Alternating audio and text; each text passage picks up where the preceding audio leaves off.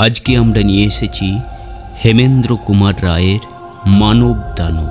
এই রহস্যময় গল্পটি আপনাদের এক আলাদা অনুভূতির জায়গায় নিয়ে যাবে, তাই প্রথম থেকে শেষ পর্যন্ত আপনারা শুনতে থাকুন আজকের গল্প মানব দানব। যাকে বলে মিশুকেলো অ্যাটর্নি অবিনাশবাবু সে প্রকৃতির মানুষ ছিলেন না। কেউ তাকে হাসতে দেখেনি। রোগা সোগা লম্বাটে চেহারা, সর্বদাই গম্ভীর মুখে থাকেন। কথাবার্তা খুবই কম, তবু লোকে তাকে অপছন্দ করে না। তার সহ্য শক্তি ছিল যথেষ্ট।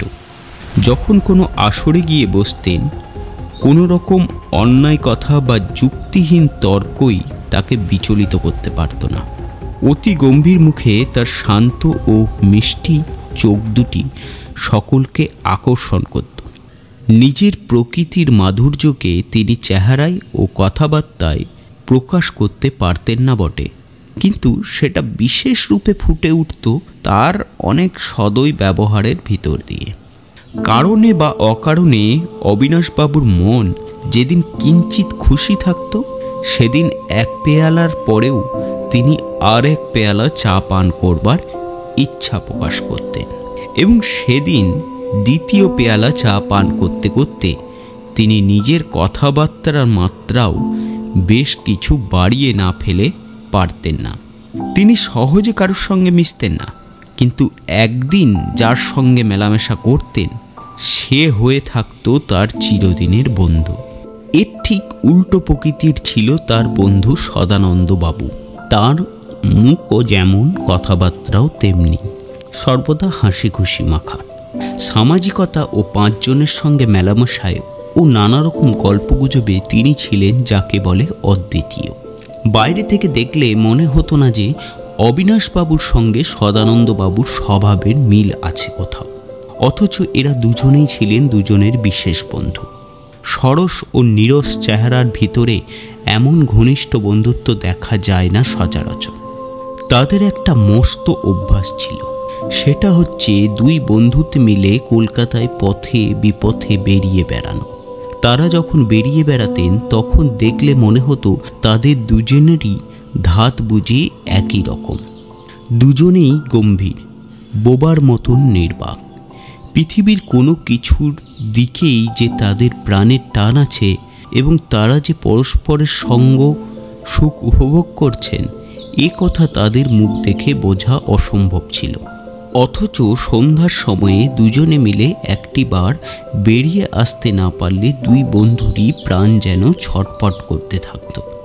ব্লটিংয়ের ওপরে কালির ফোঁটা যেমন ক্রমেই বড় হয়ে ছড়িয়ে পড়ে, আজকাল কলকাতা শহরে আকারও তেমনই বড় হয়ে চারিদিকে ছড়িয়ে পড়ছে। একটি এমন নতুন পল্লী তৈরি হয়েছে যার ফিটফাট পরিষ্কার ঝরঝরে রূপ দেখলে চোখ যেন জুড়িয়ে যায়। পুরনো কলকাতা শহরের সঙ্গে এই পল্লীগুলো যেন কিছুতেই খাপ খায় না, ঠিক যেন কোনো কয়লার মতন কালো ও ছেঁড়া খোড়া কাপড় পরা একটি মেয়ের গায়ে জড়োয়ার গয়না সাজিয়ে দেওয়া হচ্ছে। এইরকম একটা নতুন তৈরি পল্লীর ভিতর দিয়ে সেদিন বৈকালে অবিনাশবাবু ও সদানন্দবাবু একসঙ্গে বেড়াতে বেড়াতে চলেছিলেন। খানিকক্ষণ পরেই তারা একটি অদ্ভুত আকার বাড়ির সামনে এসে দাঁড়ালেন। ওরকম একটা নতুন পল্লীর ভিতরে এমন মান্ধাত্তা আমলের আশ্চর্য বাড়ি প্রত্যেকেরই দৃষ্টি আকর্ষণ করে। বাড়িখানা দেখলে বোঝা যায় তার বয়স 100 বছরের কম নয়, এবং গেল 50 বৎসরের ভিতরে সে বাড়ির গায়ে যে রাজমিস্ত্রি হাত দিয়েছে এমন প্রমাণও নজরে পড়ে না। প্রকাণ্ড দোতলা বাড়ি, অথচ তার দোতলায় জানালা আছে মোটে 4টে। একতলায় আছে গুটি দুয়েক জানালা ও একটি মস্ত সদর দরজা। ফুটপাতের ওপরে বাড়ির সামনে এধার থেকে ওধার পর্যন্ত একটি লম্বা রোয়াক একটানা চলে গিয়েছে। সেই রোয়াকের ওপরে পানওয়ালা, ভুনিওয়ালা ও ফুলুরিওয়ালারা নোংরা দোকান সাজিয়ে বসেছে, এবং রাত্রে মুটে ও ভবঘুরেরা সেখানে আরামে গা ঢেলে দিয়ে ঘুমিয়ে ঘুমিয়ে সুখের স্বপ্ন দেখে। বাড়ির সদর দরজা প্রায় সর্বদাই বন্ধ থাকে এবং স্কুলের ছেলেরা দরজার কাঠের ওপরে ছুরি দিয়ে নিজেদের নামকে অমর করবার চেষ্টা করে যায়। বাড়ি ও তার বাসিন্দারা এসব অত্যাচার নির্বিবাদে সহ্য করে। নিজের বেতের ছড়িটা তুলে এই বাড়িটা দেখিয়ে দিয়ে সদানন্দ বললেন, অবিনাশ, এ বাড়িটা কোনোদিন তুমি লক্ষ্য করেছো কি? সদানন্দের কথা শুনে অবিনাশের মুখের ভাব যেন একটু বদলে গেল। তিনি খালি বললেন, কেন বলো দেখি, এ বাড়ির সম্বন্ধে আমি একটা বেয়ারা গল্প বলতে পারি, শুনি। সদানন্দ বলতে লাগলেন, কিছুদিন আগেকার কথা। পুজোর সময় বাইরে বেড়াতে গিয়েছিল। কলকাতায় যখন ফিরলুম তখন শেষ রাত। ট্যাক্সি করে নিজের বাড়ির দিকে আসছি। পথের পর পথ নির্জন ও ঘুমন্ত। পথের পর পথ যেন কোনো অদৃশ্য শোভাযাত্রার আলোর মালা সাজিয়ে গ্যাস পোস্টগুলো দাঁড়িয়ে আছে সারি সারি।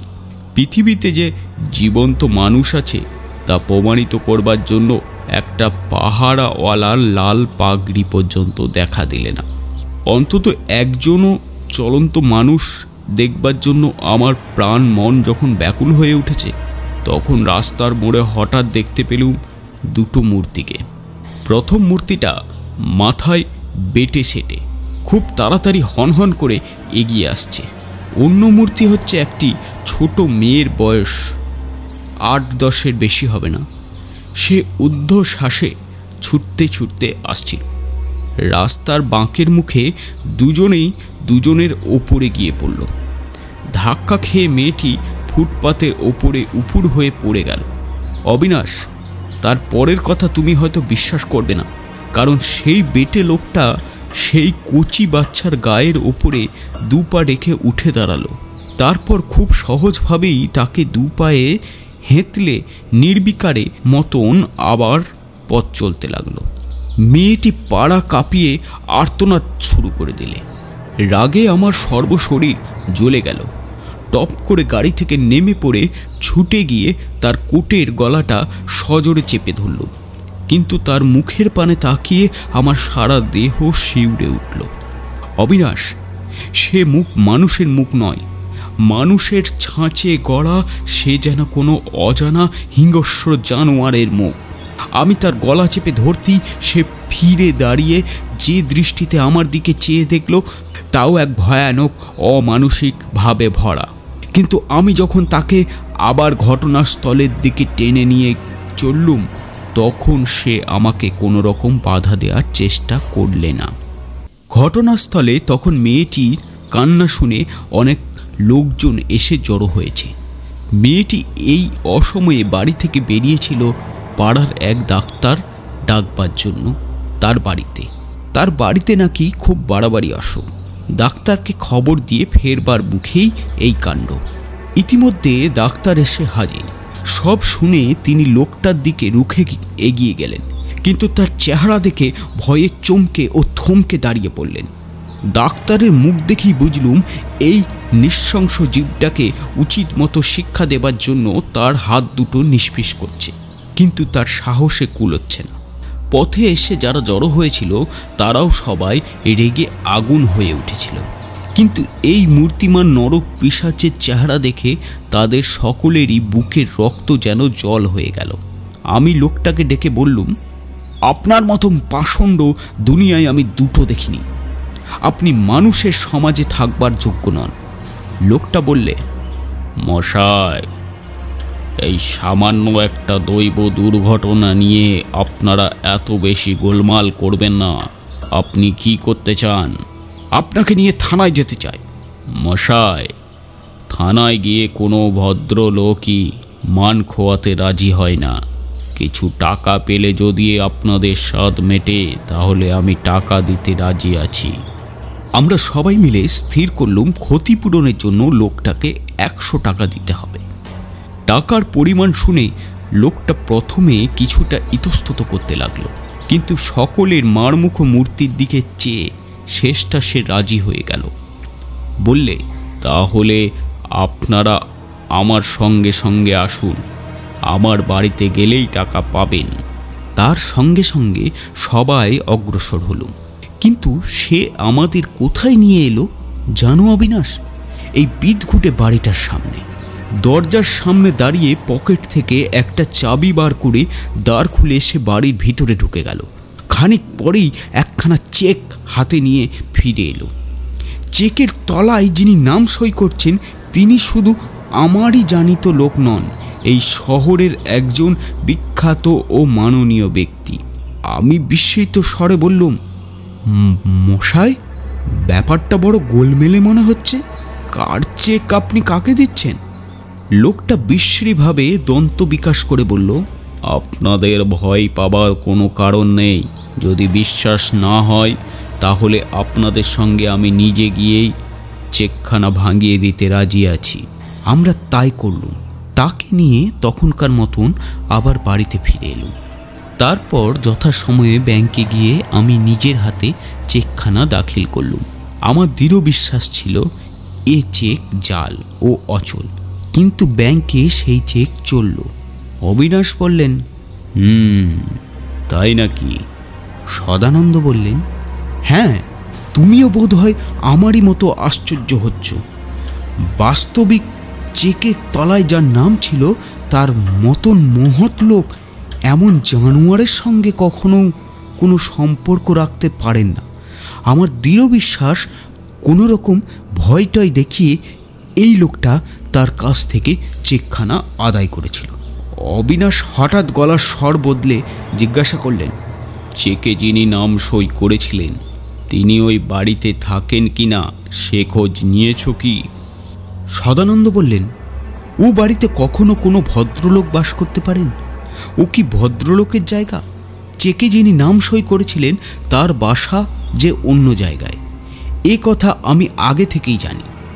এ বিষয়ে তুমি আর কোনো খোঁজ খবর নাওনি? না, নেওয়ার দরকার মনে করিনি। তবে এ পথ দিয়ে গেলেই ওই অদ্ভুত বাড়িখানা ভালো করে লক্ষ্য না করে আমি পারি না। ওটা আমার বাড়ি বলেই মনে হয় না। অত বড় বাড়িতে মোটে ওই কটি জানালা, আর জানালাগুলো কখনো খোলা দেখিনি।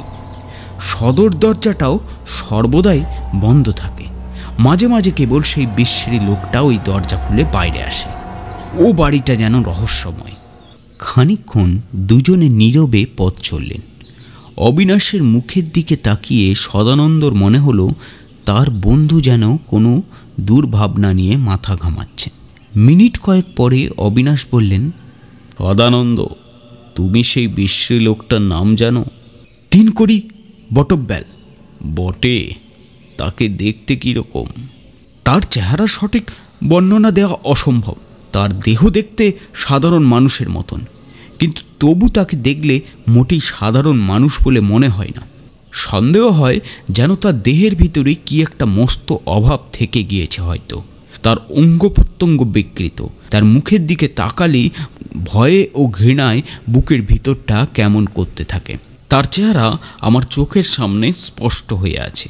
তা খুঁটিয়ে বর্ণনা করবার শক্তি আমার নেই। আবার খানিকক্ষণ নীরব থাকবার পর অবিনাশ বললেন, আচ্ছা, 3 কড়ি যে নিজের চাবি দিয়েই সদর দরজাটা খুলেছিল, এ বিষয়ে তোমার কোনো সন্দেহ নেই তো? সদানন্দ বিস্মিত স্বরে বললেন, এ কি আশ্চর্য প্রশ্ন? অবিনাশ বললেন, প্রশ্নটা তোমার আশ্চর্য বলে মনে হতে পারে বটে। চেকে যার নাম সই ছিল সে ভদ্রলোককে আমি খুবই চিনি, কিন্তু আমার গোল বাঁধছে এই 3 কড়িকে নিয়ে। সে কি সত্যি নিজের চাবি দিয়ে দরজা খুলেছিল?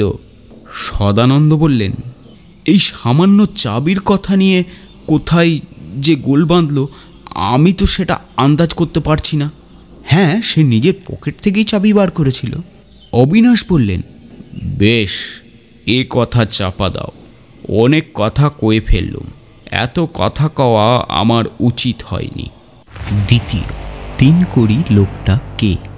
অবিনাশবাবুর মগজে আজ যে কী পোকা ঢুকেছে তা আমরা বলতে পারি না। একে তো স্বভাবতই তিনি গম্ভীর। আজ সেই গাম্ভীর্যের ওপরে আবার বিরক্তিরও ছায়া এসে পড়েছে। অন্য অন্য দিন বেরিয়ে বাড়িতে ফিরে অনেক রাত পর্যন্ত তিনি লেখাপড়ার কাজ করতেন, কিন্তু আজ তিনি সেসব কিছুই করলেন না। বসে বসে খালি কি যে ভাবতে লাগলেন তা কেবল তিনিই জানেন। খানিক পরে উঠে দেরাজ খুলে তিনি একতারা কাগজ বার করলেন। সেই লম্বা কাগজগুলোর ওপরে লেখা রয়েছে ডাক্তার জয়ন্ত কুমার রায়ের উইল। উইলখানা তিনি এর আগেও কয়েকবার পড়েছিলেন, আজও আর একবার পড়ে দেখলেন। উইলের মোদ্দা কথা হচ্ছে এই: ডাক্তার জয়ন্ত কুমার রায়, MDD CLL LD ERS, পরলোকগত হলে তার সমস্ত বিষয় সম্পত্তি তার উপকারী প্রিয় বন্ধু শ্রীযুক্ত তিনকড়ি বটব্যাল ভোগ দখল করতে পারবেন। কিন্তু ডাক্তার জয়ন্ত কুমার রায় যদি কখনো 3 মাসের বেশি অদৃশ্য হয়ে থাকেন, তাহলে উক্ত তিনকড়িবাবু বিনা দ্বিধায় ডাক্তার জয়ন্তবাবুর সমস্ত সম্পত্তির মালিক হতে পারবেন। উইলখানা পড়তে পড়তে অবিনাশবাবুর মুখের অন্ধকার আরও বেশি ঘনিয়ে উঠল। এতকাল অ্যাটর্নিগিরি করেছে, কিন্তু এমন সৃষ্টি ছাড়া উইল জীবনে তিনি কোনো দিনই দেখেননি। মানুষ যে সজ্ঞানে এমন ধারা উইল করতে পারে, এ কথা স্বপ্নেও কল্পনা করা যায় না। এই উইলখানা দেখলেই তার চোখ যেন জ্বালা করতে থাকে। উইলখানা যথাস্থানে রেখে দিয়ে অবিনাশবাবু নিজের মনেই বললেন, এ খালি পাগলামো নয়, ঘৃণার ব্যাপারও বটে। পরের দিন সকালে উঠে তিনি ডাক্তার করুণা কুমার চৌধুরীর উদ্দেশ্যে বাড়ি থেকে বেরিয়ে পড়লেন। করুণাবাবুর মতন বিখ্যাত ডাক্তার শহরে খুব কম আছেন। করুণা ছিলেন অবিনাশের সহপাঠী ও বাল্যবন্ধু, এবং তাদের সে বন্ধুত্ব আজও অক্ষত আছে। অবিনাশবাবুর বিশ্বাস, করুণাবাবু ছাড়া আর কেউ খামখেয়ালি জয়ন্ত ডাক্তারের হাঁড়ির খবর দিতে পারবে না, কারণ তারা দুজনে খালি সমব্যবসায়ী নয়, ঘনিষ্ঠ বন্ধুও বটে। অবিনাশবাবুকে দেখে করুণা খুব সাদরে অভ্যর্থনা করলেন। চা পান করতে করতে দুজনে মিলে খানিকক্ষণ এই কথা সে কথা নিয়ে আলোচনা করলেন। তারপর চায়ের পেয়ালায় শেষ চুমুক দিয়ে অবিনাশবাবু বললেন, আচ্ছা করুণা, তোমার আর আমার চেয়ে বড় বন্ধু জয়ন্তের বোধ হয় আর কেউ নেই, কি বলো? করুণা বললেন, এ কথা সত্যি, কিন্তু হঠাৎ এমন কথা জিজ্ঞাসা করছো কেন বলো দেখি? আজকাল তো জয়ন্তর সঙ্গে আমার দেখা সাক্ষাৎ হয় না বললেই চলে। তাই নাকি? তোমরা দুজনেই ডাক্তার, অথচ তোমাদের মধ্যে দেখা সাক্ষাৎ নেই। আগে প্রায়ই দেখা হতো, কিন্তু গেল কয়েক বছর ধরে জয়ন্ত ক্রমেই দুর্বল হয়ে উঠেছে। আমার বিশ্বাস তার মাথা খারাপ হয়ে গেছে। দিনরাত যেসব আজগুবি বৈজ্ঞানিক ব্যাপার নিয়ে নাড়াচাড়া করে আর পাগলের মতন যেসব কথা নিয়ে বকবক করে, তার কোনো মানেই হয় না। দেখে শুনে আমি তার হাল একেবারেই ছেড়ে দিয়েছি। অবিনাশবাবু বললেন, ও বুঝেছি, তোমাদের ভেতরে মতভেদ হয়েছে। আচ্ছা করুণা, তুমি জয়ন্ত নতুন বন্ধু তিনকড়ি বটব্যালকে চেনো? করুণা ভুরু কুঁচকে বললেন, তিনকড়ি? না, ও নাম কখনো শুনিনি। করুণার কাছ থেকে আর বিশেষ কিছু জানা যাবে না বুঝে গিয়ে অবিনাশবাবু আবার বাড়িমুখ হলেন। তিনকড়ির কথা নিয়ে মাথা ঘামিয়ে ঘামিয়ে সে দিনটাই তার বাজে নষ্ট হয়ে গেল। কে এই তিনকড়ি? জয়ন্তর সঙ্গে এমন ছোট লোকের কি সম্পর্ক? তিনি কিছুতেই সেটা আন্দাজ করতে পারলেন না। এমনকি রাত্রিরেও সেই ব্যাপারটা তাকে যেন একেবারে পেয়ে বসল। ঘুমাবার জন্য চোখ মুদেও অন্ধকারের ভিতরে তিনি যেন দেখতে পেলেন সদানন্দের বলা সেই গল্পের ছবিটি। নির্জন নিশুত রাত, রাস্তায় ষাঁড় বেঁধে দাঁড়িয়ে আছে আলোর থামগুলো। অস্বাভাবিক আকারের একটা ঘৃণ্য মানুষের বদ চেহারা খটখট করে এগিয়ে আসছে। একটি ছোট্ট মেয়ে ছুটতে ছুটতে চলে যাচ্ছে। দুজনেই গায়ে গায়ে ধাক্কা লাগলো। ছোট মেয়েটি পড়ে গেল, আর সেই বেয়ারা মানুষটা তাকে দু পায়ে থেতলে পথের ওপরে ফেলে রেখেই আবার চলতে শুরু করল অম্লান মুখে। তারপর তিনি দেখলেন তার বন্ধু জয়ন্ত বিছানায় শুয়ে ঘুমে অচেতন হয়ে আছেন। সেই ভীষণ লোকটা অনায়াসেই জয়ন্তর বিছানার পাশে এসে দাঁড়ালো। অসংকোচে জয়ন্তর নাম ধরে ডাকলে তার বন্ধুর ঘুম ভেঙে গেল। তাড়াতাড়ি উঠে বসে এমন অসময়ে এই ভয়াবহ মূর্তিটিকে ঘরের মধ্যে দেখেও সে কিছুমাত্র অসন্তোষ প্রকাশ করলে না। লোকটা তাকে বললে চেক সই করে দিতে, এবং জয়ন্ত বিনা বাক্য ব্যয়ে তার এই অসঙ্গ ও অনুরোধ রক্ষা করলে। এই একই কথা নিয়ে তোলপাড় করে ক্রমেই তিনি শ্রান্ত হয়ে পড়লেন। তবুও এ দুর্ভাবনা তাকে রেহাই দিলে না। এই 3 কড়ির আসল চেহারার সঙ্গে যদি তার পরিচয় থাকত, তাহলে হয়তো তিনি অভিভূত হয়ে পড়তেন না। 3 কড়ির প্রকৃতির পরিচয় তিনি পেয়েছেন, তার বিদঘুটে চেহারার বর্ণনাও তিনি শুনেছেন, এবং তাকে তিনি সর্বদা চোখের সামনেও দেখতে পাচ্ছেন। কিন্তু তার মুখখানা কিছুতেই তার দৃষ্টিসীমার মাঝে আসছে না। শেষটা তার কৌতূহল এতটা বেড়ে উঠল যে তিনি স্থির করলেন যেমন করেই হোক 3 কড়ি বটকবেলকে তিনি দেখবেন। হয়তো তার দেখা পেলে তার মনটা আবার হালকা হয়ে যাবে। এবং এমন একটা জীবকে কেন যে তার বন্ধু এতটা অন্যায় প্রশ্রয় দিচ্ছেন, হয়তো এই রহস্যটাও বোঝা তার পক্ষে শক্ত হবে না। সদানন্দবাবু যে অদ্ভুত বাড়িটার কথা বলেছিলেন, পরদিন থেকে অবিনাশবাবু তার কাছে গিয়ে দাঁড়িয়ে রোজ নিয়মিতভাবে পাহারা দিতে লাগলেন। এই বাড়ির মালিককে সদানন্দবাবু তা জানেন না বটে, কিন্তু অবিনাশবাবু জানেন। এ বাড়ির মালিক হচ্ছেন তারই মক্কেল ডাক্তার জয়ন্ত কুমার। এটা তার পরীক্ষাগার। এখানে তিনি নানা রকম বৈজ্ঞানিক পরীক্ষা করেন। কিন্তু এখানে 3 কড়ি আনাগোনা করে কেন? ও এই বাড়ির চাবি তার পকেটেই বা থাকে কেন? নিজের মনের ভেতর থেকে এ প্রশ্নের কোনো জবাব না পেয়ে অবিনাশবাবু আপনি বললেন, আচ্ছা, আগে তো 3 কড়িকে স্বচক্ষে দেখি, তারপরেই সব স্পষ্ট হয়ে যাবে। 1 দিন, 2 দিন, 3 দিন গেল, 3 কড়ির দেখা নেই। 4র্থ দিনে অবিনাশবাবুর ধৈর্য সফল হলো। তখন রাত 10টা বেজে গেছে।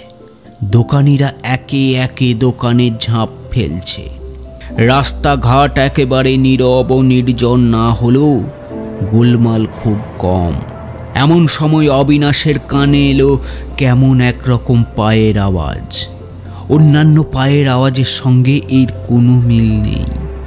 পদশব্দ আরও কাছে এগিয়ে এসে স্পষ্টতর হয়ে উঠল। অবিনাশবাবু প্রায় রুদ্ধশ্বাসে দেখলেন মোড় ফিরে পথের ওপরে আবির্ভূত হলো একটা মূর্তি। খর্বদেহ, সাজ পোশাক সাদাসিধে। মূর্তিটা রাস্তা পার হয়ে ও ফুটপাতের সেই বাড়িখানার সামনে গিয়ে দাঁড়ালো। তারপর নিজের পকেটে হাত ঢুকিয়ে দিয়ে একটা চাবি বার করলো। অবিনাশবাবু তাড়াতাড়ি এগিয়ে গেলেন এবং হাত দিয়ে তার কাঁধ স্পর্শ করে বললেন, বোধ হয় আপনিই 3 কড়ি বাবু। সাপের মতন শব্দ করে একটা দ্রুত নিঃশ্বাস টেনে 3 কড়ি সভয়ে পিছিয়ে গেল। কিন্তু তার সে ভয় মুহূর্তের জন্য। তখনই সে নিজেকে সামলে নিল, এবং যদিও সে অবিনাশবাবুর চোখের দিকে আর মুখ তুলে তাকালে না, তবুও বেশ শান্ত স্বরেই বললেন, হ্যাঁ, ও নাম আমারই। আপনি কি চান? অবিনাশবাবু বললেন, আমি হচ্ছি ডাক্তার জয়ন্ত বাবুর একজন পুরনো বন্ধু। আমার নাম অবিনাশচন্দ্র সেন। আপনি নিশ্চয়ই আমার নাম শুনেছেন। দেখছি আপনি এই বাড়ির ভেতরে যাচ্ছেন। আমাকে সঙ্গে নিয়ে যাবেন? জয়ন্তবাবু এখানে নেই। এই বলে 3 কড়ি দরজার চাবিটা ঢুকিয়ে দিলেন এবং তারপরে মুখ না তুলেই হঠাৎ জিজ্ঞাসা করলে, আপনি আমাকে চিনলেন কি করে? অবিনাশবাবু বললেন, আপনি দয়া করে আমার একটা কথা শুনবেন। কেন শুনব না, বলুন। আপনি এমন মুখ লুকাবার চেষ্টা করছেন কেন? আপনার মুখটা একবার আমাকে দেখতে দেবেন কি? তিনকড়ি প্রথমটা একটু ইতস্তত করলেন এবং তারপর যেন হঠাৎ কি ভেবে অবিনাশবাবুর সম্মুখে এসে সিধে হয়ে দাঁড়াল। কয়েক সেকেন্ড ধরে দুজনেই দুজনের মুখের দিকে নির্বিশেষ চোখে তাকিয়ে রইলেন। তারপর অবিনাশবাবু বললেন, এরপর আমি আপনাকে ভুলব না, এটা একটা লাভের কথা। তিনকড়ি বললে, হ্যাঁ, হয়তো আবার আমাদের দেখা করবার দরকার হবে। আমার ঠিকানাও রেখে দিন। এই বলে সে একখানা কার্ড এগিয়ে দিলে। কার্ডের ওপরে ব্রজদুলাল স্ট্রিটের এক বাড়ির নম্বর লেখা রয়েছে। অবিনাশবাবু মনে মনে বললেন, সর্বনাশ, এ কি সেই উইলের জন্যই আমার সঙ্গে দেখা করবার ফোন দিয়ে আসছে, কিন্তু মনের কথা মুখে তিনি প্রকাশ করলেন না। তিনকড়ি বললে, এখন বলুন দেখি মশাই, আমাকে আপনি চিনলেন কেমন করে? লোকের মুখে শুনে। কে লোক? তার নাম কি? অবিনাশবাবু কেবল বললেন, এমন কোনো লোক যিনি আমাদের দুজনেরই বন্ধু। সচমকে তিনকড়ি বললে, দুজনেরই বন্ধু? কে তিনি? সন্দেহ হয়, যদিও তার প্রায় বামুনের মতে দখলে মনে হয়। তিন্নির পর চিহ্নিত মুখ করে অবিনাশবাবু বললেন, ধরুন জয়ন্ত ডাক্তার। ক্রুদ্ধস্বরে তিনকড়ি বললেন, তিনি কখনো আপনাকে বলেননি আপনি যে মিছে কথা কইবেন এটা আমি জানতুম না। অবিনাশবাবু বললেন, আপনিও ঠিক ভদ্রলোকের মতন কথা কইলেন না। তিনকড়ি বন্য জন্তুর মতন অট্টহাস্য করে উঠল। তারপর আচম্বিতে আশ্চর্য তৎপরতার সঙ্গে দরজাটা খুলে ফেলে বাড়ির ভিতরে সাত করে অদৃশ্য হয়ে গেল। অবিনাশবাবু কিছুক্ষণ সেখানেই স্তব্ধ হয়ে দাঁড়িয়ে রইলেন। তারপর চিহ্নিত মুখে ধীরে ধীরে বাড়ির দিকে অগ্রসর হলেন। তার মুখ দেখলে মনে হয় তিনি যেন রীতিমতো হতবম্ব হয়ে গেছেন। তিনকড়ি প্রায় বামুনের মতন বেটে। তাকে দেখলেই তার দেহকে বিকৃত বলে সন্দেহ হয়, যদিও তার দেহে অঙ্গ বিকৃতির কোনো চিহ্ন পাওয়া যায় না। তিনকড়ির ভাব ও ব্যবহারও কখনো ভীতু ভীতু, আবার কখনো বা রীতিমতো বেপরোয়া। তার গলার আওয়াজও কেমন যেন ভাঙ্গা ভাঙ্গা ও চাপা চাপা, এবং সে কথা কয় প্রায় চুপি চুপি, কর্কশ্বরে। এগুলো তার স্বস্বভাবের পরিচয় দেয় না বটে, কিন্তু তাকে দেখেই তার মনের ভিতরে কেন যেন একটা ঘৃণা ও ভয়ের ভাব জেগে উঠেছিল। অবিনাশবাবু তার কোনো হদিশ খুঁজে পেলেন না। তার মনে হলো তিনকড়িকে দেখে তিনি যেটুকু বুঝেছেন সেইটুকুই তার আসল পরিচয় নয়। তার মধ্যে অমানুষিক একটা কিছু আছে নিশ্চয়। তার দেহের রক্ত মাংসের ভিতরে বাস করছে যেন কোনো অভিশপ্ত আত্মা। অবিনাশবাবু আপন মনেই বললেন, জয়ন্ত, জয়ন্ত, তোমার জন্য সত্যিই আমি দুঃখিত। যে নতুন বন্ধুটিকে তুমি পেয়েছ তার মুখের উপরে আমি শয়তানের ছাপ স্পষ্ট দেখতে পাচ্ছি। চলতে চলতে অবিনাশবাবু আর একটা রাস্তায় আর একখানা বাড়ির সামনে এসে পড়লেন। বাহির থেকে বোঝাই যায় এই বাড়ির ভিতর যিনি বাস করেন তিনি অশিক্ষিত বা গরিব লোক নন। অবিনাশবাবু বাড়ির ভিতরে গিয়ে ঢুকলেন। একজন লোক দাঁড়িয়েছিল। তাকে ডেকে শুধলেন, রামচরণ, জয়ন্ত বাড়িতে আছেন? রামচরণ বললে, আমি ঠিক বলতে পারছি না হুজুর, আপনি বাইরের ঘরে একটু বসুন, বাড়ির ভিতরে গিয়ে দেখে আসছি। সে চলে গেল। অবিনাশবাবু সাজানো গুছানো একটি ঘরের ভিতরে গিয়ে সোফার উপরে বসে পড়লেন। বড় বড় চিত্রকরের আঁকা ভালো ভালো ছবি, দামি দামি পাথরের মূর্তি ও আশপাশ দিয়ে ঘরখানি চমৎকার রূপে সাজানো। এই ঘরের চারিদিকে একবার চোখ বুলিয়ে নিলেই সারা মনটি যেন আরামে এলিয়ে আসে। অবিনাশবাবুর মতে এমন আনন্দদায়ক ঘর কলকাতায় আর দ্বিতীয় নেই। এইখানে জয়ন্ত ও অন্যান্য বন্ধুবান্ধবদের সঙ্গে বসে কত সুন্দর সন্ধ্যা তিনি নিশ্চিন্ত প্রাণে কাটিয়ে দিয়েছেন। কিন্তু আজ তার মনের ভিতর থেকে সমস্ত আনন্দের স্মৃতি বিলুপ্ত হয়ে গেছে। তিনকড়ির মুখ মনে করে জীবনের উপরেও তার যেন বিতৃষ্ণা আসতে লাগলো এবং বারবার তার মনে হতে লাগলো তার বন্ধুর এই ঘরেই সর্বত্র যেন একটা অদৃশ্য অমঙ্গলের আভাস জেগে আছে। রামচরণ এসে খবর দিলে জয়ন্ত কখন বাড়ি থেকে বেরিয়ে গেছেন সে তা জানতে পারেনি। অবিনাশবাবু বললেন, আচ্ছা রামচরণ, তোমার বাবু যে পুরনো বাড়িতে বসে কাজ করেন তার চাবি তিনকড়ি বাবুর হাতে গেল কেমন করে? রামচরণ বললে, বাবুই তাকে দিয়েছেন। দেখছি ওই তিনকড়ি ছোকরার ওপর তোমার বাবুর খুব বিশ্বাস। রামচরণ বলল, হ্যাঁ হুজুর, বাবু তাকে খুবই বিশ্বাস করেন। খালি তাই নয়, বাবু হুকুম দিয়েছেন তিনকড়ি বাবু যা বলবেন আমাদের সকলকেই তাই করতে হবে। আচ্ছা রামচরণ, তোমাদের ওই তিনকড়ি বাবুকে আমি বোধহয় এখানে কখনো দেখিনি। না হুজুর, তিনি বাড়ির এদিকে কখনো আসেন না, খিড়কির দরজা দিয়ে তিনি আনাগোনা করেন। বেশ, আমি এখন আসি রামচরণ। রাস্তায় বেরিয়ে অবিনাশবাবু আবার ভাবতে ভাবতে চললেন, বেচারা জয়ন্ত, জানি চিরদিনই সে খামখেয়ালি, কিন্তু তার মতন সুচরিত্র মিষ্ট প্রকৃতির লোক তিনকড়ির মতন বিভৎসৎ জীবের সঙ্গে মেলামেশা করছে কেমন করে?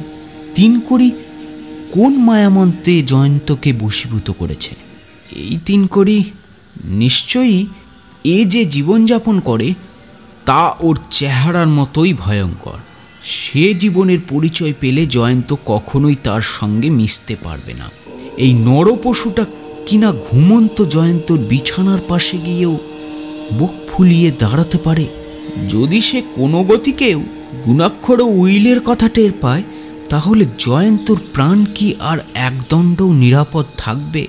এই সমূহ বিপদ থেকে জয়ন্তকে উদ্ধার করতে হবেই, কিন্তু সে কি আমার প্রস্তাবে রাজি হবে? তৃতীয়, জয়ন্তর কোনো ভাবনাই নেই। দিন 15 পর বন্ধুবান্ধবদের কাছে হঠাৎ ডাক্তার জয়ন্তর এক নিমন্ত্রণপত্র এসে হাজির। এটা কিন্তু নতুন ব্যাপার নয়, বহুকাল অদর্শনের পর এরকম আকস্মিক ভোজ দেওয়ার খেয়াল ডাক্তার জয়ন্তর অনেকবারই হয়েছে। অবশ্য এরকম ভোজের আসরে জনকয় বাছা বাছা ঘনিষ্ঠ বন্ধু ছাড়া আর কেউ নিমন্ত্রিত হতেন না। ডাক্তার জয়ন্তর সঙ্গে এমনভাবে দেখা পাবার সুযোগ পেয়ে অবিনাশবাবু খুবই খুশি হয়ে গেলেন। আগেই বলেছি, এক পেয়ালার ওপরে 2 পেয়ালা চা খেলেই তার মুখের কুলুপ খুলে যেত। আজকে তিনি দ্বিতীয় পেয়ালার উপরেও তৃতীয় পেয়ালা চা নিয়ে আসর জমকে বসেছেন রীতিমতো। কারণে অকারণে অনর্গল গল্প করে যাওয়া যাদের স্বভাব, তারা আজ যত গল্প করছে অবিনাশবাবুও তাদের চেয়ে কিছু মাত্র কম করছেন না। সাধারণত স্বল্পবাক ও শুষ্ক প্রকৃতির এই পৌর মানুষটিকে বন্ধুরা সকলেই যে পছন্দ করতেন এ কথা আগেই জানিয়েছি। সুতরাং আজকের আনন্দ সভায় অবিনাশবাবুকে এমন ভোলা প্রাণে যোগ দিতে দেখে সকলেই খুব আনন্দিত হয়ে উঠলেন। বাবুর্চির হাতে তৈরি প্রন কাটলেট ও পটলের দোরমা, রুই মাছের রোস্ট, শ্রীরামপক্ষীর সজল মাংস ও মোগলাই পোলাও খেয়ে সকলের মুখে যে পরিতৃপ্তির হাসি ফুটে উঠল সে কথা বলাই বাহুল্য। তারপর খোশ মেজাজে আরও কিছুক্ষণ গল্পগুজব করে অন্যান্য বন্ধুরা যখন একে একে বিদায় নিয়ে গেলেন, অবিনাশবাবু তখনও তার আসন ছেড়ে উঠলেন না। জয়ন্ত বুঝলেন অবিনাশবাবু নিশ্চয় তাকে কোনো কথা বলতে চান, আর সে কথা নিত্যন্তই হালকা কথা নয়। তাকে বেশিক্ষণ সবুর করতেও হলো না। অবিনাশবাবু হঠাৎ গম্ভীর মুখে আরম্ভ করলেন, জয়ন্ত, তোমার সঙ্গে আমার কথা আছে। আমার কাছে তোমার যে উইল রেখে এসেছো তার কথা নিশ্চয়ই তুমি ভুলোনি। জয়ন্ত বললেন, অবিনাশ, তুমি একটি বেচারি। আমার উইল নিয়ে তোমার যে দুর্ভাবনার অন্ত নেই সে কথা আমি জানি। আমার মতন নির্বোধ মক্কেল পাওয়ার কারোর পক্ষেই সৌভাগ্যের বিষয় নয়। করুণা তো আমার উপরে চোটেই আগুন হয়ে রয়েছে। তার বিশ্বাস আমার মাথার ঠিক নেই। আমার বৈজ্ঞানিক পরীক্ষাকেও সে গাঁজাখোরের খেয়াল বলে মনে করে। অবিনাশবাবু বললেন, করুণার কথা এখন থাক, তোমার উইলের কথাই হোক। কোনো বুদ্ধিমান লোকই এরকম উইল করে না। জয়ন্ত সায় দিয়ে মাথা নাড়তে নাড়তে বললেন, এ কথা আমি আগেই স্বীকার করেছি। আমি একটি নির্বোধ মক্কেল। অবিনাশবাবু বললেন, সে বিষয়ে সন্দেহ নেই। কিন্তু জানো কি জয়ন্ত, যার নামে তুমি উইল করেছ সেই 3 কড়ির কোনো গুপ্ত কথা আমি জানতে পেরেছি। জয়ন্তর সুন্দর মুখ মরার মতন হলদে হয়ে গেল। তার চোখের উপরে কেমন একটা কালো ছায়া নেমে এলো। তিনি শুকনো স্বরে বললেন, ওসব কথা আমি শুনতে চাই না। ও নিয়ে আমি আলোচনা করতেও রাজি নই। অবিনাশবাবু যেন নিজের মনেই বললেন, 3 কড়ি যে সব কাণ্ড করে কোনো ভদ্রলোকই তা করে না। জয়ন্ত চঞ্চলভাবে বললেন, সে যে কাণ্ডই করুক তার জন্যে আমার উইল অদল বদল হবে না। অবিনাশ, তুমি জানো না আমার অবস্থা কতটা সঙ্গীন। এ বিষয় নিয়ে বাজে বাক্য ব্যয় করলে কোনো লাভ হবে না। জয়ন্তর অবস্থা দেখে অবিনাশবাবুর দয়া হলো। গলার আওয়াজ নরম করে আবার তিনি বললেন, জয়ন্ত, আমাকে তুমি চেনো। আমাকে তুমি অনায়াসেই বিশ্বাস করতে পারো। আমার কাছে সব কথা খুলে বলো, আমি নিশ্চয়ই তোমার উপকার করতে পারবো। জয়ন্ত অল্পক্ষণ চুপ করে থেকে ধীরে ধীরে বললেন, ভাই অবিনাশ, তুমি যে আমার উপকারী বন্ধু তা কি আমার জানা নেই? আমি তোমাকে সম্পূর্ণরূপে বিশ্বাস করি। তোমার মতন বিশ্বাস আমি পৃথিবীর আর কারুকেও, এমনকি নিজেকেও করতে পারিনি। কিন্তু যতটা ভাবছো ততটা এখনো হয়নি। তোমাকে শান্ত রাখবার জন্য আমি যা বলছি শোনো। আমি ইচ্ছে করলে যখন খুশি এই 3 কড়ির হাত থেকে ছাড়ান পেতে পারি। সুতরাং তাকে নিয়ে তুমি মাথা ঘামিও না। এ প্রসঙ্গ চাপা দেওয়াই ভালো। অবিনাশবাবু উঠে দাঁড়িয়ে বললেন, বেশ, তাই হোক। জয়ন্ত বললেন, কিন্তু কথা যখন আজ উঠলই তখন আর একটা বিষয় তোমাকে জানিয়ে রাখতে চাই। সত্যই ওই 3 কড়ি বেচারার উপরে আমার মনের টান আছে। আমি জানি তোমার সঙ্গে তার দেখা হয়েছে। সে নিজেই আমাকে একথা বলে গেছে। বোধহয় সে তোমার সঙ্গে খুব ভদ্র ব্যবহারও করেনি। কিন্তু ভাই অবিনাশ, আমি তাকে পছন্দ করি। তুমি আমার কাছে অঙ্গীকার করো, আমি যখন থাকবো না তখন তার উচিত পাওনা তুমি তাকে মিটিয়ে দেবে। তোমার কাছ থেকে এই প্রতিশ্রুতি পেলে আমি নিশ্চিন্ত হতে পারি। অবিনাশবাবু বললেন, তুমি যতই বলো আমি তাকে কখনোই পছন্দ করতে পারবো না। জয়ন্ত চেয়ার ছেড়ে উঠে দাঁড়ালেন। অবিনাশবাবুর কাঁধের ওপরে একখানা হাত রেখে বললেন, তুমি যে তাকে পছন্দ করতে পারবে না তাও আমি জানি। কিন্তু স্বীকার করো, আমার অবর্তমানে তুমি ঠিক উইল মতো কাজ করবে। অবিনাশবাবু দুঃখিতভাবে একটি দীর্ঘশ্বাস ত্যাগ করে বললেন, স্বীকার করছি। 4 হত্যাকাণ্ড।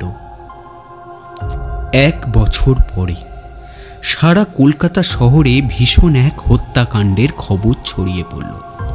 এরকম নিষ্ঠুর খুনের কথা বড় একটা শোনা যায় না। গঙ্গা নদীর কাছাকাছি একটা রাস্তার এক বাড়ির একটি মেয়ের রাতের বেলায় ঘুম হচ্ছিল না।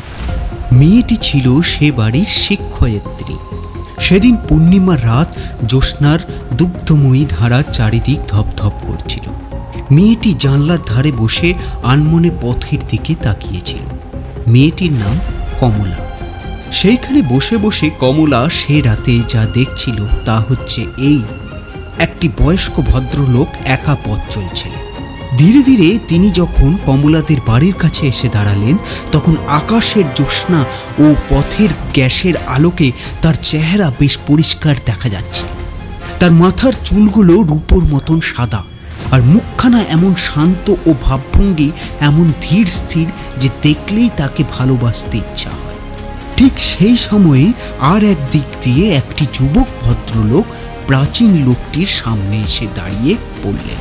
কমলা প্রথমটা তার দিকে ততটা নজর দেয়নি, কিন্তু তারপরে দেখছিল সে মাথায় অন্তত বেঁটে। তাকে দেখে প্রাচীন লোকটি খুবই বিনীত ও ভদ্রভাবে নমস্কার করলেন। কমলা তখন ভালো করে বেঁটে লোকটির দিকে তাকিয়ে দেখে তখনই তাকে চিনতে পারলেন। তার নাম হচ্ছে তিনকড়ি বটব্যাল। সে একবার কি একটা কাজে কমলাদের বাড়ি এসেছিল, কিন্তু তার চেহারা, ভাবভঙ্গি ও কথাবার্তা কমলার এত খারাপ লেগেছিল যে তাকে সে মোটেই পছন্দ করতে পারেনি। প্রাচীন ভদ্রলোকটি খুব শিষ্ট এবং মিষ্ট স্বরে ধীরে ধীরে তিনকড়িকে কি বলতে লাগলেন, কিন্তু তিনকড়ির ভাব দেখে মনে হলো না তার কথা সে কান পেতে শুনছে। তারপর কোথাও কিছু নেই, আচমকা তিনকড়ি মহা খাপ্পা হয়ে লাফালাফি করতে ও হাতের মোটা লাঠি গাছা ঘোরাতে শুরু করে দিল, ঠিক যেন পাগলের মতো। প্রাচীন লোকটি অন্তত বিস্মিত ও ক্ষুব্ধভাবে দুপা পিছিয়ে গেলেন। তিনকড়ি তাকে আরো রেগে গিয়ে মোটা লাঠি গাছা দিয়ে ক্রমাগত নির্দয়ভাবে মারতে লাগলো। বৃদ্ধ ভদ্রলোকটি মাটির ওপরে পড়ে গেলেন। তিনকড়ি তখন ঠিক বাঁদরের মতন মুখ খিচিয়ে তার দেহর ওপরে দাঁড়িয়ে তাকে ঘন ঘন লাঠি ও লাথি মেরে একেবারে কাবু করে ফেললেন। এরপরে কমলা আর কিছু দেখেনি, কারণ এই ভয়ানক দৃশ্য সহ্য করতে না পেরে সে অজ্ঞান হয়ে গিয়েছিল। ঘটনাস্থলে যখন পুলিশ এসে পড়ল, তিনকড়ি তখন অদৃশ্য হয়ে গেছে, কিন্তু সেই ভদ্রলোকের মৃতদেহ পথের মাঝখানে আড়ষ্ট হয়ে পড়ে আছে এবং ঠিক তার দেহের পাশেই রয়েছে এক কাছা মোটা লাঠির আধখানা। সেই রক্তমাখা আধখানা লাঠি দেখলেই বুঝতে দেরি হয় না যে সেই লাঠি দিয়েই এই হত্যাকাণ্ড অনুষ্ঠিত হয়েছে। লাঠির বাকি অংশটি অনেক খুঁজেও পাওয়া গেল না। খুব সম্ভবত হত্যাকারী সেটাকে হাতে করে নিয়ে গেছে। মৃত ব্যক্তির পকেটের ভিতর থেকে একটি মানিব্যাগ, একটি সোনার ঘড়ি ও একখানি ঠিকানা লেখা খাম মোড়া চিঠি পাওয়া গেল। খামের উপরে শ্রীযুক্ত অবিনাশচন্দ্র সেন এই নাম লেখা রয়েছে। ইন্সপেক্টর সেই খামখানা নিয়ে পরদিন সকালেই অ্যাটর্নি অবিনাশবাবুর সঙ্গে দেখা করলেন। সমস্ত শুনে অবিনাশবাবু বললেন, ব্যাপারটা অন্তত গুরুতর। আগে মৃতদেহ না দেখে আমি কোনো কথাই বলবো না। একটু দাঁড়ান, আমি জামা কাপড় ছেড়ে আসি। ঘটনাস্থলে গিয়ে মৃত দেখে তিনি বললেন, আশ্চর্য, ইনি যে কুমার মনমোহন চৌধুরী। ইন্সপেক্টর চমকে উঠে বললেন, এও কি সম্ভব হতে পারে? বলেন কি, আপনার ভুল হয়নি তো? ভুল হওয়া অসম্ভব। তাহলে আপনি খুনিকেও চিনতে পারবেন। তার নাম তিনকড়ি বটব্যাল। নাম শুনেই অবিনাশবাবু থ হয়ে গেলেন। তার মুখে রাগ ফুটল না। খানিক পরে থেমে থেমে প্রায় রুদ্ধস্বরে বললেন, আচ্ছা, এই তিনকড়ির মাথায় কি খুব বেঁটে? হ্যাঁ, তার দেহ বেঁটে বটেই, শুনেছি তার চেহারাও নাকি শয়তানের মতোই সুন্দর। দেখুন দেখি এই ভাঙা লাঠি গাছা আপনি চিনতে পারেন কিনা? অবিনাশবাবু দেখেই চিনতে পারলেন, কিন্তু এর মালিক তিনকড়ি নয়, তার বন্ধু ডাক্তার জয়ন্ত, এবং এই লাঠি তাকে উপহার দিয়েছিলেন তিনি নিজে। এসব কথা প্রকাশ না করে ইন্সপেক্টরকে ডেকে তিনি বললেন, আমার গাড়িতে আসুন, আমি আপনাকে তিনকড়ির ঠিকানায় নিয়ে যাচ্ছি। তিনকড়ি তাকে যে কার্ডখানা দিয়েছিলেন সেখানা এখনও তার পকেট বুকের মধ্যেই রয়েছে। অবিনাশবাবুর গাড়ি চিতপুর রোডের অন্যান্য অসংখ্য গাড়ির আক্রমণ থেকে আত্মরক্ষা করতে করতে পাথুরে ঘোটার সরু রাস্তার ভিতরে ঢুকল। তারপর দুধারে কাঁসারিদের বাসন দোকানগুলোর পেছনে রেখে গাড়ি গিয়ে ঢুকল ব্রজদুলাল স্ট্রিটের এক ময়লা গলির ভিতরে। শীতকালের কুয়াশায় সকালের আলো তখনও আচ্ছন্ন হয়ে আছে এবং সেই কুয়াশার ভিতর দিয়ে ঘোরাফেরা করছে জন কয়েক দুশ্মন চেহারার গুন্ডার মতন লোক। ঝিয়ের মতন দেখতে নোংরা কাপড় পরা কতকগুলো স্ত্রীলোক ব্যস্তভাবে এগিয়ে যাচ্ছে এবং শীতেও উলঙ্গ দেহে কতকগুলো ছেলে চেঁচাচ্ছে, কাঁদছে ও পরস্পরের সঙ্গে ঝগড়া করছে। ইন্সপেক্টর বললেন, তিনকড়ি যেমন লোক সে থাকেও দেখছি ঠিক সেই রকম জায়গাতেই। এ গলির চেয়েও ছোট, নোংরা ও অন্ধকার আর একটা গলি বা সুড়িপথের ভিতরে ঢুকে পাওয়া গেল তিনকড়ির বাসা। চুনবালি খসা একখানা নড়বড়ে পুরনো বাড়ি ভাঙা রোয়াকের ওপরে একটা থুরথুরি বুড়ি বসে বসে থক থক করে কাশছিল। অবিনাশবাবু তাকে শুধলেন। হ্যাঁ বাছা, তিনকড়ি বাবু কি বাড়ির ভেতরে আছেন? বুড়ি বিড়বিড় করে বললে, না গো না, সে মিনছে কাল রাতে একবার এসেছিল, এসেই খানিক পরে আবার কোন চুলোয় বেরিয়ে গেছে। সে আবার কখন আসবে বলতে পারবে? বুড়ি 1 মিনিট ধরে আগে থক থক করে কাশলে, তারপর হাঁপাতে হাঁপাতে বললে, জানি নে বাপু, সে কখন আসে যায় কাকপক্ষীও টের পায় না। আমরা একবার তার ঘরে যাব। তা হয় না গো, তা হয় না, তার ঘরে তালা বন্ধ। আমার সঙ্গে যিনি এসেছেন তিনি পুলিশের লোক, আমরা তালা ভেঙেই তিনকড়ির ঘরে ঢুকব। বুড়ির ভাঁজ পাড়া মুখে একটা উৎকট আনন্দের চিহ্ন ফুটে উঠল। ব্যগ্রভাবে সে বললে, তাই নাকি বাবা, তাই নাকি? সে কি করেছে বাবা? ইন্সপেক্টরের দিকে ফিরে অবিনাশবাবু চুপি চুপি বললেন, দেখছেন, তিনকড়িকে এখানেও কেউ পছন্দ করে না। তার বিপদের কথা শুনে বুড়ির আহ্লাদের আর সীমা নেই। তারপর বুড়ির দিকে ফিরে বললেন, এইবারে আমাদের বাড়ির ভিতরে নিয়ে চলো তো বাছা।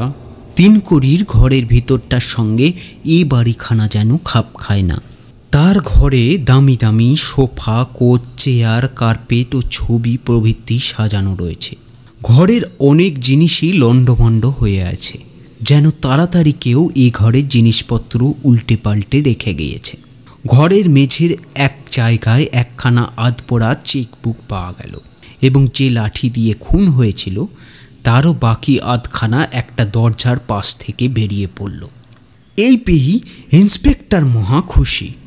ঘরের ভিতরে আর কোনো উল্লেখযোগ্য জিনিস পাওয়া গেল না। সেদিন দুপুরেই ব্যাংকে খোঁজ নিয়ে জানা গেল সেখানে তিনকড়ির নামে 50,000 টাকা জমা আছে। ইন্সপেক্টর বলল, অবিনাশবাবু, খুন করবার পর তিনকড়ির মাথা নিশ্চয়ই খারাপ হয়ে গিয়েছিল, নইলে সে ভাঙা লাঠিটা ঘরের ভেতরে কখনোই ফেলে যেত না, আর ব্যাংকের চেকবুকখানাও পুড়িয়ে ফেলবার চেষ্টা করতো না। আসলে টাকাই হচ্ছে মানুষের জীবন। পুলিশের চোখে ধুলো দিয়ে এখন সে ব্যাংক থেকে আর টাকা বের করতে পারবে? তার পেটও অচল হয়ে পড়বে। সে এখন আমার হাতের মুঠোর ভেতরে এসেছে। তার নামে হুলিয়া বের করলেই সে ধরা পড়বেই পড়বে। তিনকড়ির নামে হুলিয়া বেরুল, কিন্তু তার চেহারা মার্কা মারা হলেও কোথাও তার পাত্তা পাওয়া গেল না। তিনকড়িকে চেনে এমন আর কোনো লোকেরও সন্ধান মিলল না। কলকাতা শহরের বুক থেকে সে যেন কোনো জাদুমন্ত্রের গুণে আচম্বিতে অদৃশ্য হয়ে গেল। আপনারা শুনছিলেন মানব দানব গল্পটির প্রথম পাঠ। দ্বিতীয় পাঠে আমরা জানব এই তিনকড়ি আসলেই কে, এর উদ্দেশ্য কি, এবং এই তিনকড়ি কি পুলিশের জালে আদৌ ধরা পড়বে। খুব তাড়াতাড়ি আমাদের দ্বিতীয় পাঠ নিয়ে আপনাদের সঙ্গে আবার দেখা হবে।